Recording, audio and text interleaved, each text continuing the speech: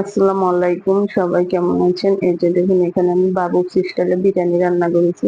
বিরিয়ানিটা দেখতে যতটা লোভনীয় লাগতেছে, খেতেও কিন্তু অনেকটা মজা হবে। বাবুর্চিরা আসলে সম্পূর্ণ বাটা মশলায় বিরিয়ানি রান্না করে, এই কারণে কিন্তু ওদের বিরিয়ানিটা খেতে কিন্তু অনেক মজা হয়। আমি আজকে সম্পূর্ণ বাটা মশলায় কিভাবে বিরিয়ানি রান্না করবেন সেই রেসিপিটা আজকে আমি আপনাদের সাথে শেয়ার করব। আর আপনাদের কাছে যদি আমার রেসিপিটি ভালো লাগে, অবশ্যই আপনারা আমাকে একটু লাইক দিয়ে আমার চ্যানেলটি সাবস্ক্রাইব করে দেবেন। আর যারা এই কাজটি করেছেন, একটা লাইক দিয়েছেন আমার ভিডিও দেখতে দেখতে, তাদের জন্য অনেক অনেক ভালোবাসা রইলো। আর যারা ওই কাজটি করেননি তাদের জন্য অনেক অনেক ভালোবাসা রইলো। এই যে ধরুন, বিরিয়ানিটার সাথে লেবু, শসা, কাঁচামরিচ, টমেটো দিয়ে পরিবেশন করলাম। দেখতে যতটা লোভনীয় লাগতেছে, খেতেও কিন্তু অনেকটা মজা লাগবে। চলুন, বিরিয়ানিতে আমি কি কি মশলা ব্যবহার করেছি এটাই আগে আপনাদের সাথে শেয়ার করি।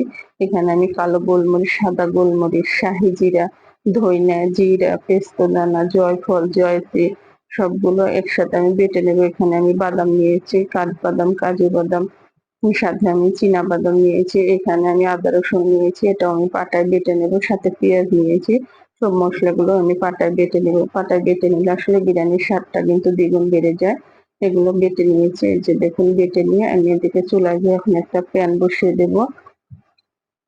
প্যান বসিয়ে দিয়ে প্যানটা যখন গরম হবে, এখানে আমি পেঁয়াজ বেরেস্তা করে নিয়েছিলাম। পেঁয়াজ বেরেস্তা আর করা দেখালাম না, পেঁয়াজ বেরেস্তার তেলটাই দিয়ে দেবো। দিয়ে মাংসটা কষাবো, সুন্দর একটা ফ্লেভার আসবে। এই যে দেখুন, পেঁয়াজ বেরেস্তার তেলটা দিয়ে দিলাম। এই তেলটাই আসলে মাংস থেকে তেল বের হয়, কিন্তু গরু মাংসতে আর তেল দেওয়ার দরকার হলো না আমার। এখানে আমি তেজপাতা নিয়েছি, সাথে লং, দারচিনি, এলাচ, এগুলো আমি তেলের মধ্যে দিয়ে একটু ভেজে নেবো। ভাজলে একটা সুন্দর একটা ফ্লেভার আসবে। আপনারা কিন্তু এভাবে একটু ভেজে নেওয়ার চেষ্টা করবেন।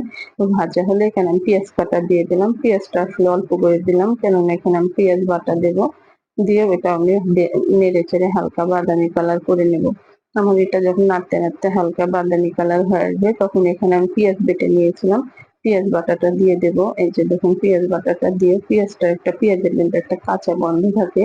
এই পেঁয়াজের সাথে নেড়ে চেড়ে আমি কাঁচা গন্ধটা যতক্ষণ পর্যন্ত না যায় ততক্ষণ পর্যন্ত নাড়াচাড়া করবো।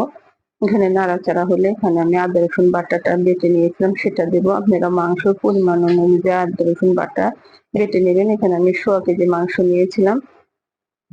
নিয়ে এখানে আমি এই যে টক দইটা আমি ভালোভাবে ফেটে নিয়েছি। টক দইটা এভাবে একটু ফেটে দেওয়ার চেষ্টা করবেন। টক দইটা দিয়ে দিলাম। দিয়ে এখানে আমি এই যে সব জয়ফল, জয়ত্রী বাটাগুলোও দিয়ে দিলাম। বাদাম বাটা, জিরা বাটা, সব মশলাগুলো আমি একসাথে বেটে নিয়েছিলাম। এভাবে ভালোভাবে এটা আমি নেড়ে চেড়ে নেবো। নেড়ে চেড়ে দেখুন, ভালোভাবে নাড়তে চাড়তে হবে, একটু ভালোভাবে নাড়ার চেষ্টা করবো। মশলাটা যত ভালো কষানো যাবে, ততই কিন্তু যে কোনো খাবারের স্বাদটা কিন্তু দ্বিগুণ বেড়ে যাবে। এখানে লবণটা দিয়ে দিলাম 1 চামচ। লবণটা অবশ্যই স্বাদ অনুযায়ী দেবো। এখানে আমি 1 কেজি চালের জন্য 1.5 কেজি মাংস নিয়েছি, সেই পরিমাণে লবণ দিলাম। সাথে কাঁচামরিচ দিয়ে দিলাম। আমি হালকা একটু লাল মরিচের গুঁড়া দিলাম, বিরিয়ানির কালারটা সুন্দর আসবে, এই কারণে আমি লাল মরিচের গুঁড়াটা দিয়েছি। এখানে আপনারা দিতে না চাইলে না দেবেন, অপশনাল। টমেটো সস দিয়ে দিলাম। টমেটো সসটা আসলে আমার ঘরের তৈরি সস, এই কারণে দিয়ে দিলাম। দিয়ে এটা আমি ভালোভাবে একটু পানি দিয়েছিলাম। দিয়ে এটা আমি ভালোভাবে নেড়ে চেড়ে মশলাটা আমি কষানোর চেষ্টা করব। একটা ঢাকনা দিয়ে ঢেকে দেবো। যখন তেলটা উপরের দিকে ভেসে উঠবে, সে পর্যায়ে বুঝতে পারবো যে আমার মশলাটা কষানো হয়ে এসছে। এই যে দেখুন, এই পর্যায়ে আমি মাংসগুলো দিয়ে দেবো। মাংসগুলো আমি সুন্দর করে ধুয়ে নিয়েছি। মাংসটা আমি এমন ভাবে কেটেছি, বাবুর্চিরা কিন্তু খুব একটা বড়ও করে না, খুব একটা ছোটও করে না, এইরকম সাইজেরই কিন্তু দেওয়ার চেষ্টা করে। কেন, বাবুর্চি স্টাইলে বিরিয়ানি রান্না করবো, সেজন্য আমি সেই সাইজে মাংসটা কেটেছি, সেই সাইজে দেওয়ার চেষ্টা করেছি। দিয়ে আমি একটা নেড়েচেড়ে একটা ঢাকনা দিয়ে ঢেকে দেবো। এখানে আমি কিন্তু আর কোনো পানি ব্যবহার করলাম না। এখানে কিন্তু অলরেডি অনেকটা পানি উঠবে। এই যে দেখুন, এখানে নেড়েচেড়ে ভালোভাবে একটু নেড়েচেড়ে একটা ঢাকনা দিয়ে ঢেকে দেবো। আমি এখানে হাড় ছাড়া মাংস নিয়েছি। বিরিয়ানিতে আসলে হাড় ছাড়া মাংসটা নিলেই কিন্তু ভালো হয়। নিয়ে এই যে দেখুন, একটা ঢাকনা দিয়ে দিলাম। হাড় থাকলে আসলে বিরিয়ানিটা ভেঙে যায়, এই জন্য বিরিয়ানি রান্না করার সময় আমি সবসময় হাড় ছাড়াই মাংস নেওয়ার চেষ্টা করি। এখানে দেখুন পর্যাপ্ত পরিমাণে পানি উঠেছে। এই পানিতেই আসলে কিন্তু আমার মাংসটা সিদ্ধ হয়ে যাবে। এখানে আসলে চিনি দেওয়া লাগতো, আমি চিনিটা দিতে ভুলে গেছিলাম।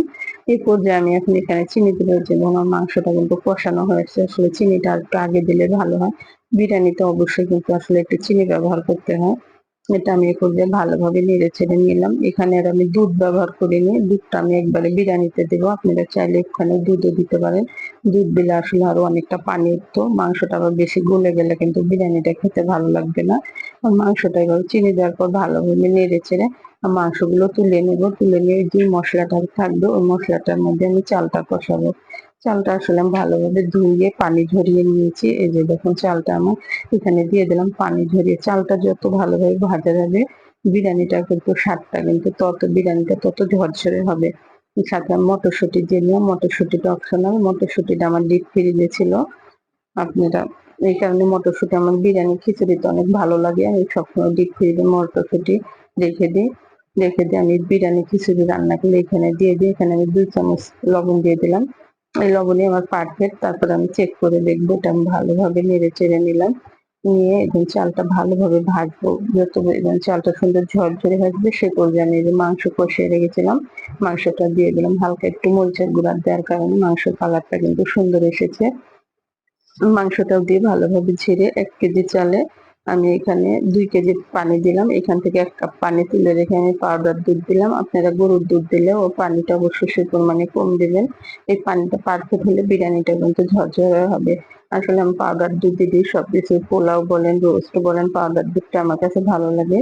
দিয়ে আমি একটা ঢাকনা দিয়ে ঢেকে দেবো। আর অবশ্যই গরম পানি ব্যবহার করার চেষ্টা করবেন। পানিটা যখন নিচের দিকে চলে যাবে এই যে দেখুন আমি একটু নেড়ে চেড়ে দেবো। খুব আমার চালটা কিন্তু এখনো ফুটেনি। এখানে আমি এখন পেঁয়াজ বেরেস্তা, ঘি, কাঁচামরিচ দিয়ে এটা আমি দমে রাখবো। অবশ্যই ১৫-২০ মিনিটের মতন দমে রাখলে এটা আমার সুন্দর মতন ফুটে যাবে। দেখুন আগে আমি ঘি দিয়ে দিলাম।